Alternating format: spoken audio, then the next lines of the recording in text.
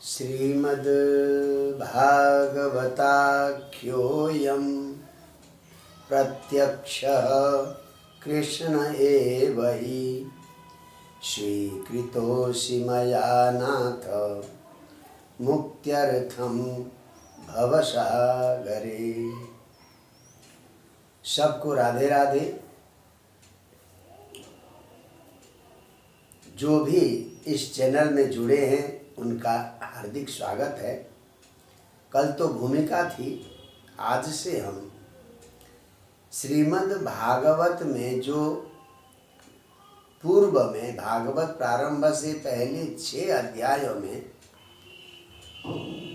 जो महात्म्य है वो पद्म पुराण के उत्तरखंड से है, और भागवत के अंत में 4 अध्यायों में जो महात्म्य है वो स्कंद पुराण के वैष्णव खंड में से है। तो पहले प्रायः कथाओं में पूर्व वाला महात्म्य अर्थात पद्म पुराण का महात्म्य ही सुनाने का प्रचलन है। तो चलिए पद्म पुराण का प्रथम अध्याय आज हम उस पर चर्चा करेंगे कि अन्य पुराणों में भागवत का महात्म्य क्यों है। विद्वानों ने भागवत को पुराणों का सम्राट कहा है। तो सीधी सी बात है, सम्राट की तो महिमा और सम्राट की प्रशंसा तो की ही जाएगी, इसलिए अन्य पुराण में भागवत का महात्म्य प्राप्त होता है। इस पद्म पुराण के महात्म्य में प्रथम अध्याय में हर पुराण में शौनकादि ऋषि और सुत जी का संवाद आपको मिलता है। शौनकादि ऋषि नैमिषारण्य क्षेत्र में हजारों वर्षों तक तपस्या करते हैं। पूर्वाह्न में वे यज्ञ यागादि करते हैं। 88,000 शौनकादि ऋषि, और अपराह्न में भोजन आदि से निवृत्त होने के बाद अपराह्न में कथा श्रवण करते हैं, अलग अलग पुराणों की कथा श्रवण करते हैं। तो यहाँ सबसे पहले मंगलाचरण है। मंगलाचरण से पहले इस प्रथम अध्याय में क्या चर्चा है उसका संक्षेप में आपको बताना मैं उचित समझता हूँ। सबसे पहले मंगलाचरण है, उसके बाद शौनक जी कहते हैं कि गुरु अज्ञान रूपी अंधेरे को दूर करने के लिए करोड़ों सूर्य के समान ज्ञान रूपी प्रकाश देता है। तो इसलिए गुरु की महिमा बताई, और फिर प्रश्न पूछा, हे सुत जी, सारा संसार दुखों से भरा हुआ है, परेशानियों में लिप्त है। इस परेशानी से छुटकारा पाने के लिए और अपना परम कल्याण करने के लिए क्या उपाय है? यह प्रश्न शौनकादि ऋषियों ने सुत जी से कहा। सुत जी सीधा कहते हैं, काल व्याल मुख ग्रास त्रास निर्णास हेतवे। सारा मनुष्य, सारा प्राणी जगत काल रूपी सर्प के मुख के ग्रास हैं। तो उस काल रूपी सर्प से बचने का उपाय एकमात्र है। बोले क्या है? श्रीमद् भागवतम शास्त्रम कलौ कीरेण भासितम। श्रीमद् भागवत शास्त्र है जो सुखदेव जी ने सुनाया है। तो काल के भय से निवृत्त होने का एकमात्र उपाय श्रीमद् भागवत है। जन्म जन्मांतरों का जब हमें पुण्य प्राप्त होता है तब जाकर हमें भागवत की उपलब्धि होती है। एक छोटी सी बड़ी रोचक कथा सुनाई है सुत जी ने। जब परीक्षित कथा सुनने के लिए गंगा किनारे बैठे थे, सुखदेव आ गए, व्यासासन पर बैठ गए, भागवत की कथा प्रारंभ होने वाली थी। उसी समय देवता लोग हाथ में अमृत का कलश लेकर आए और कहा देखो मृत्यु का ही तो डर है, 7 दिन में मृत्यु का जो है सांप लगा हुआ है परीक्षित को, तो ये अमृत उनको पिला दो, ये कभी मरेंगे नहीं, और भागवत रूपी कथा का अमृत आप हमें पिला दो। इस तरह का प्रस्ताव रखा देवताओं ने किसके सामने? सुखदेव जी के सामने। सुखदेव जी ने विचार किया कि भागवत की कथा का पात्र कौन होता है? श्रद्धालु होता है, निष्ठावान होता है। ये देवता तो यहाँ विनिमय करने के लिए, विनिमय का अर्थ होता है व्यापार, यानी हम कुछ देंगे तुम हमें कुछ दो, तो वो विनिमय करने वाले देवता भागवत की कथा के पात्र नहीं है। तो यहाँ भागवत की कथा के पात्र तो एकमात्र परीक्षित है। इसीलिए सुखदेव जी ने उनको भागवत की कथा नहीं दी। जब कथा सुनने के बाद परीक्षित की सदगति हो गई तो जगत के सृष्टा ब्रह्मा जी को भी बड़ा आश्चर्य हुआ कि भाई गजब है, 7 दिन कथा सुनने से ही परम धाम को चले गए हैं परीक्षित। तो अन्य सारे शास्त्रों को एक तरफ रखा तराजू में ब्रह्मा जी ने, और एक तरफ केवल भागवत को रखा। तो देवताओं के ऋषियों के सामने जब इस प्रकार से दोनों की महिमा का यहाँ पर परीक्षण किया गया, मतलब ये वजन का परीक्षण नहीं, महिमा का, महत्व का परीक्षण किया, तो अन्यानी लघोनी जातानी, अन्य सारे ग्रंथ हल्के हो गए और श्रीमद् भागवत भारी हो गया। तो ये श्रीमद् भागवत का महात्म्य बताया, और यही जो है परम कल्याण के लिए, आत्मज्ञान के लिए, मृत्यु के भय से मुक्त होने के लिए यही उपाय है। ये सब कहा सुत जी ने। अब एक बार नारद जी, क्योंकि नारद जी तो एक जगह रहते नहीं, तो उन्होंने सुना था कि भाई पृथ्वी लोक तो सबसे बड़ा धन्य लोक है, सारे लोक भोग योनियां, यानी आप जो पृथ्वी लोक में कमाएंगे तो अन्य लोकों में जाकर भोग करते हैं, तो इसलिए सबसे पुण्यदायी, सबसे पवित्र पृथ्वी लोक है। तो पृथ्वी लोक का दर्शन करने के लिए नारद जी भारतवर्ष में आए, जगह जगह गए, क्योंकि परीक्षित के जाने की बात थी, ये बात की बात है। तो सर्वत्र कली का प्रकोप हो गया था, घर में आपस में झगड़ा, पति पत्नियों में झगड़ा, लोग बड़े मंद से मंद, तो जगह जगह देखते हुए बड़े दुखी हो गए नारद जी। हे भगवान, अब तो भारतवर्ष में, पृथ्वी में कली का साम्राज्य हो गया। बड़े दुखी होकर घूमते घामते आ रहे थे, तो जब वृंदावन में यमुना नदी के तट पे पहुँचे, थोड़ा सा आगे उन्होंने देखा कि एक युवती है, वो रो रही है, और 2 बुजुर्ग जो हैं नीचे पड़े हुए हैं, एकदम बाल सफ़ेद हैं, बुजुर्ग हैं, और उनको उन नीचे पड़े हुए, बेहोश पड़े हुए दोनों को जगा रही है वो युवती। और उस युवती की अन्य कुछ सेविकाएं भी थी। उनको देखकर नारद जी थोड़ा गौर से देखने लगे, तो वहीं चले गए कि देखें क्या बात है, कौन यहाँ पड़ा हुआ है, कौन बेहोश है। जाकर देखा तो पूछा कि आप कौन हो, ये कौन बेहोश पड़े हुए हैं। तो उस युवती ने कहा कि मैं भक्ति हूँ, और ये दोनों ज्ञान और वैराग्य है कि सर्वत्र भारत में हम घूमे, हमें किसी ने पूछा नहीं। क्योंकि कलियुग में देखिए, ये ज्ञान, वैराग्य और भक्ति कोई व्यक्ति थे ये नहीं कहा जा सकता, ये भाव है, ये प्रतीकात्मक रचना है। क्योंकि प्रतीक के रूप में तो सत्य त्रेता द्वापर आदि में ज्ञान की चर्चा होती थी, वैराग्य की चर्चा होती थी, भक्ति की चर्चा होती थी, तो कलयुग में तो न के समान है। तो इसलिए ये तीनों एकदम बुढ़े थे, मुश्किल से चलते थे, बुरा हाल था, किसी तरह से चलते चलते जब मथुरा में ब्रज क्षेत्र में वृंदावन आए तो वृंदावन में भक्ति हो गई जवान, और ज्ञान और वैराग्य जैसे थे वैसे ही रह गए।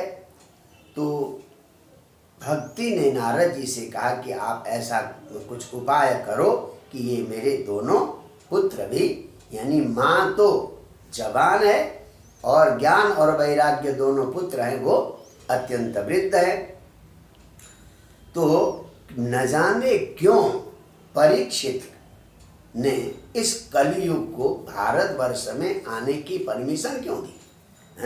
अगर उसी समय कलयुग को मार देते तो बढ़िया रहता।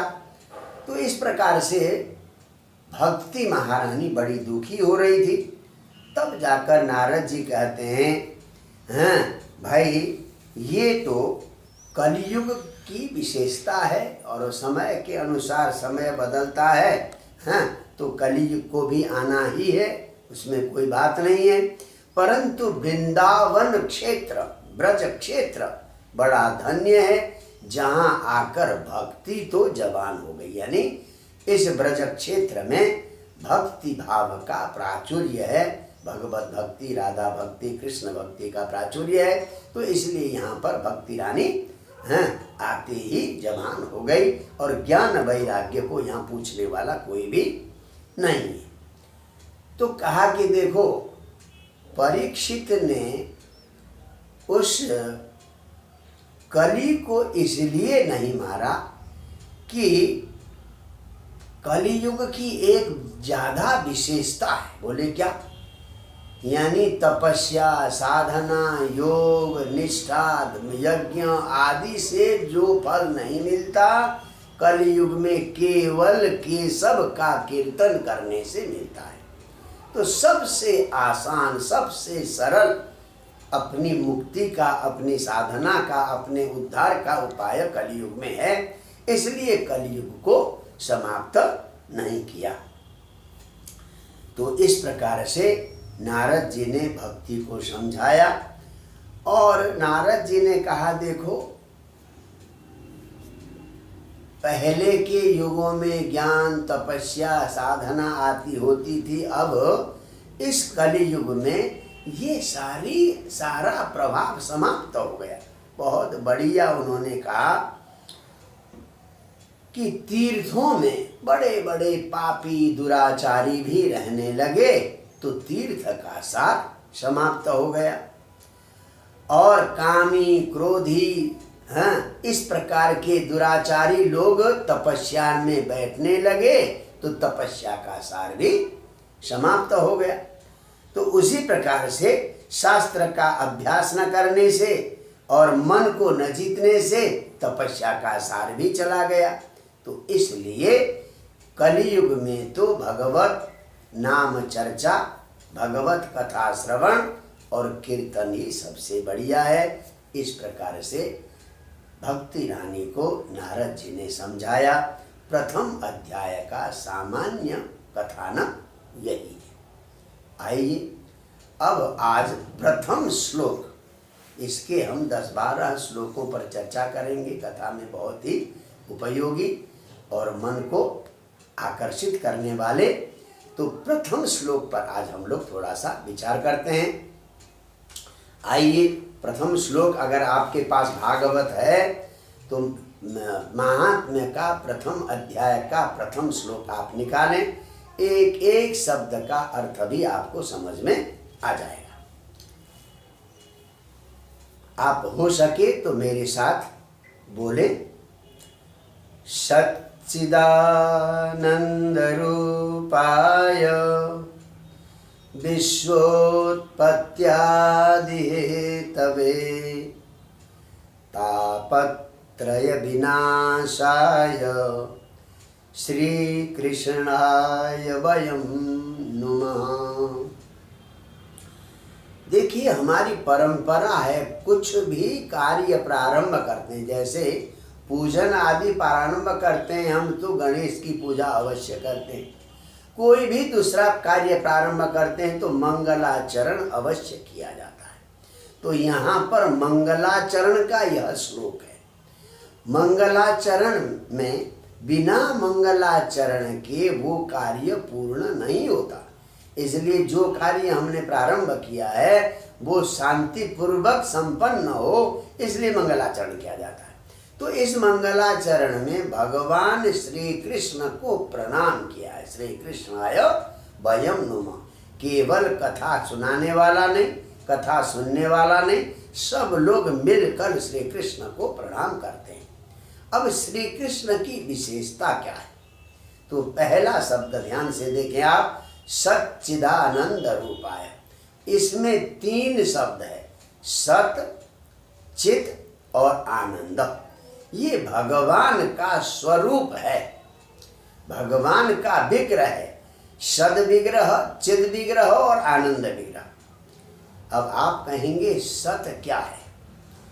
त्रिकाला बाधितत्वम सत्यत्वम, यानी जो सृष्टि से पहले भी था, सृष्टि के मध्य में भी है और सृष्टि के समापन के बाद भी रहेगा, वो सत्य है। तो इस जगत की, विश्व की सृष्टि से पहले भगवान श्री कृष्ण की सत्ता है, बीच में तो है ही, और सृष्टि का जब संहार होगा तब भी भगवान की सत्ता है। तो सत का अर्थ तो ये है त्रिकाला बाधितत्वम। और चित का अर्थ है चैतन्य, यानी समस्त जीवों में चेतना देने वाला, विचार और चेतना देने वाला जो तत्व है वो चित तत्व भी भगवान श्री कृष्ण है। और तीसरा स्वरूप है भगवान का आनंद, यानी संसार में तो द्वंद्व है, सुख और दुख, हानि और लाभ, जीवन और मरण, पर भगवान श्री कृष्ण में कहीं कोई द्वंद्व नहीं है, केवल और केवल आनंद है। आनंद का अर्थ है समन्तात नंदयति, आनंदितम करोति, चारों ओर से आनंदित कर दे, उसको कहते आनंद। तो इसलिए भगवान का ये स्वरूप लक्षण है, सत है, चित है और आनंद है। और भगवान का कार्य लक्षण है कि भगवान करते क्या है? विश्वोत्पत्त्यादि हेतवे, भगवान अपनी इच्छा से विश्व की उत्पत्ति करते हैं, पालन करते हैं और संहार करते हैं। आदि शब्द से दोनों लेंगे, उत्पत्ति के रूप में ब्रह्मा हो जाते हैं, पालन के लिए विष्णु बन जाते हैं और संहार के लिए शंकर रुद्र बन जाते हैं। तो विश्व उत्पत्ति आदि हेतवे, विश्व की उत्पत्ति, पालन और संहार के जो कारण है, ये भगवान का कार्य लक्षण है, व्यवहार लक्षण है। और भगवान हमें देते क्या? देखिए, तापत्रय विनाशाय, भगवान जीव मात्र के तीनों तापों को नष्ट कर दे। ये 3 ताप कौन से हैं?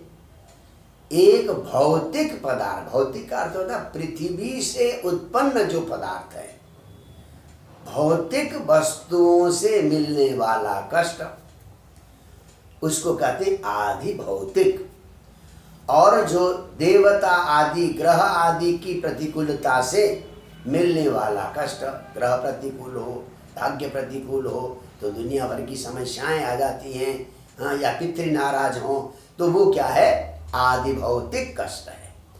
और कभी कभी हमारे पास सब कुछ है, मन बेचैन रहता है, अपूर्णता का अनुभव होता है, मैं आखिर आया किस लिए हूँ, लक्ष्य क्या है, इस प्रकार की जो प्यास है उसको कहते हैं आध्यात्मिक कष्ट। अपने को जानने का, अपने स्वरूप को पहचानने की जो व्याकुलता है वो आध्यात्मिक कष्ट है। तो भगवान तीनों कष्टों को दूर कर देते हैं, आदि भौतिक कष्ट, आदि दैविक कष्ट और आदि आध्यात्मिक कष्ट, आत्मा के संबंध में आत्मा की जिज्ञासा आध्यात्मिक हो गई, दैव से प्राप्त होने वाला कष्ट आदिदैविक हो गया, और भौतिक पदार्थों से प्राप्त होने वाला कष्ट आदिदैविक भौतिक।